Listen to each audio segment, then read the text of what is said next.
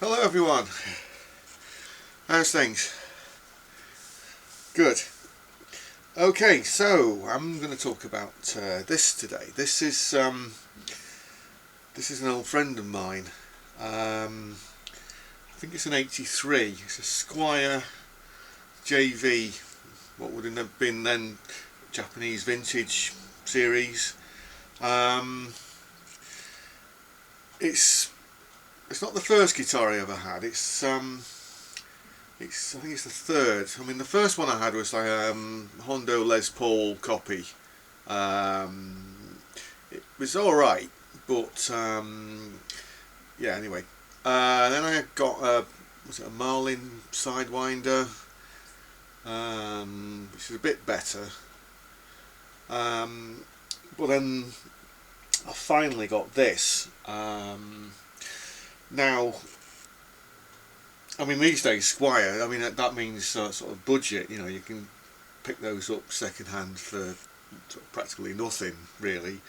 But these old ones, I mean, this is when when Fender were doing their reissues, they were reissuing them under the Squire name. They also, because of those Tokai Strat copies, were allegedly better than what Fender were actually producing at the time. So they put these out. The very first run actually said Fender by Squire, but then they changed that. I think probably because people were, just rubbing off the by Squire bit and then just saying, oh, it's a Fender, and then selling it for more than it was worth at the time. Those guitars now are very, very collectible. And just to differentiate, I mean, it has the larger sort of Stratocaster by Fender written here. I mean, actually, I kind of prefer it like that. It just, it just makes it a bit different. It's got that vintage, was it? You call it honeyburst, or like a vintage finish anyway, so it's like a sort of darker colour. What's unusual about this one is, I don't know how well you can see it, but the neck is sort of slightly, there's a sort of slight flaming effect on it. So yeah, visually it's amazing. I mean, I haven't played it probably in about oh gosh, how long? It's been about 20 years, or maybe longer than that. Just because you know how it is. When you go to university or whatever, and then you live with your parents, and you move out, and then stuff gets left behind at your parents, and then eventually it's kind of, well, do you want that stuff or not? So yeah, so I recently came across it. I had the pots cleaned. Switch is still a bit crackly, but that's not too bad. So I'm just going to give you some sounds. I mean, this, to show you how this particular one that I think I got myself, like one of the better ones, So we're nice and clean at the moment. Next neck pickup. Okay. So no boost or anything. It's going into the Boss Guitar on a clean.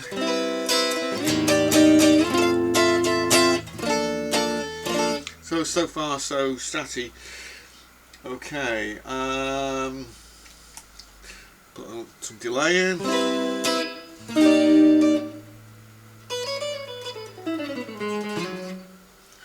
Okay, and reverb.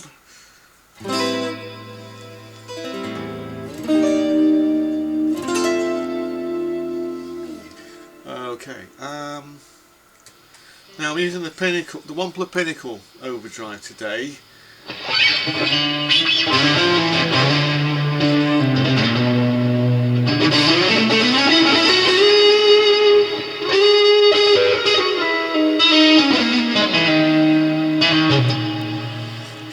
thing is, just to roll this off, so it's on about 3 or 4.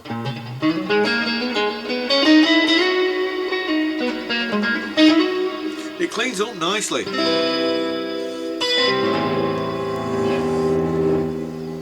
So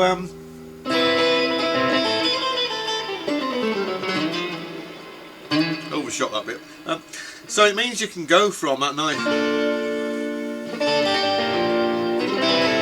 to full out.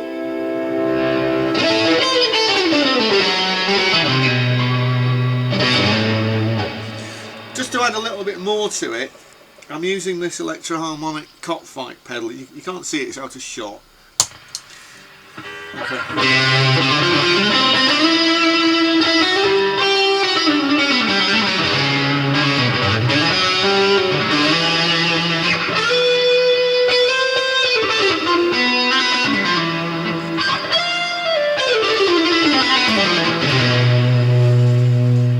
And then you can roll the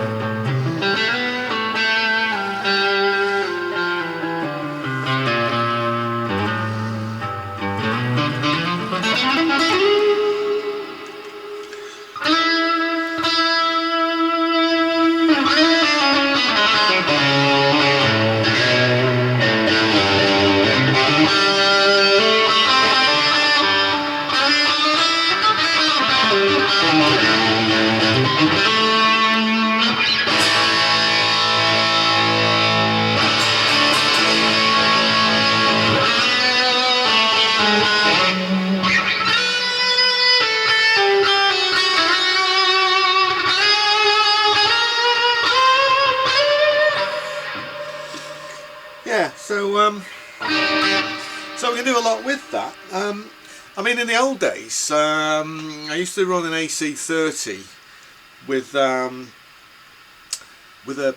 Marshall Governor pedal in front, and a Boss DD3 delay, and that was good. Very loud, but that was pretty much, you know, that was pretty much my setup in those days, and you know, because I was after a more sort of what I call like, you know, that sort of British sound, you know, like Richie Blackmore, Jeff Beck, some Gary Moore, Rory Gallagher especially, and then maybe like bits of Hank Marvin coming in every so often, you know, because I mean, don't want to underrate what Hank did. Hang on, how's it go?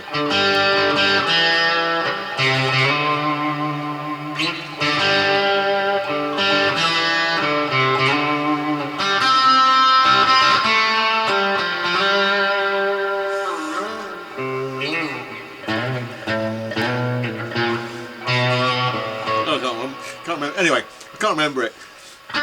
But I just wanted that sort of vintage sound. So it's good, you know, when you actually, you know, go back to how you used to play. Sometimes it's you can kind of sort of trace where you've come from, if you know what I mean.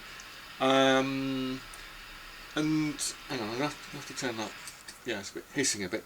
So you can trace where you've come from. So, you know, are the influences you had when you first started playing, are they the same as the ones you've got now? Have you got any recordings of, you know, when you used to play? You know, how has your style changed and evolved? You know, what other things have come in? And you might be surprised, you know, that there's still a core you somewhere in that. But it's how you sort of shape and manage that, so, you know, so that it's still in keeping with where you're at now, and then you can kind of see, maybe I've gone off a bit of a tangent here, or maybe, if I played a bit more like this, you know, then I could bring myself back on track again. And all that's just come about for me, you know, by being reunited with this, with my old friend. There's another thing we could do, is before I go, turn the cockfight pedal off, put the overdrive back on. And recently I got this electro-harmonic Octave multiplexer, which is basically it's an octave doubler.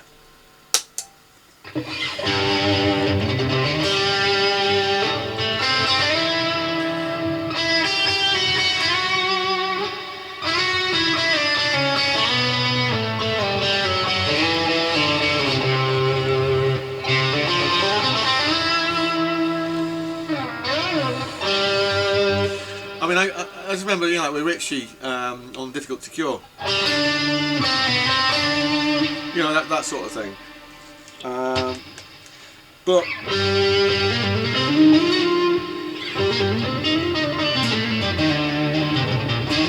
I think it's useful because it helps you, you know, it puts in a bass line for you, and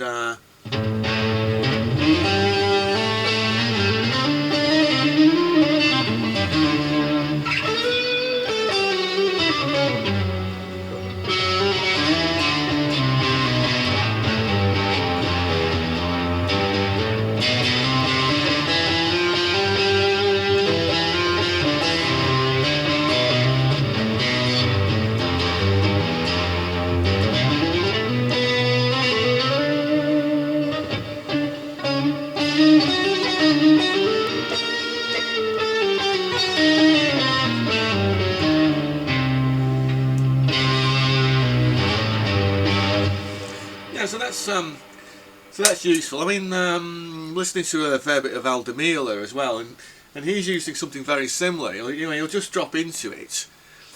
Now there is I don't know if there is an octave doubler built into the katanas, but you've got to sort of like fiddle around with the knobs to get it. Whereas if you've just got like a separate pedal, if you only need it for say like a few bars when you're like as part of a solo or whatever, then it's here. You know, you don't need to start sort of, oh hang on a minute, I've got to set my amp up. You know, so you don't need to be doing that because you got it right here. So yeah. So what am I saying?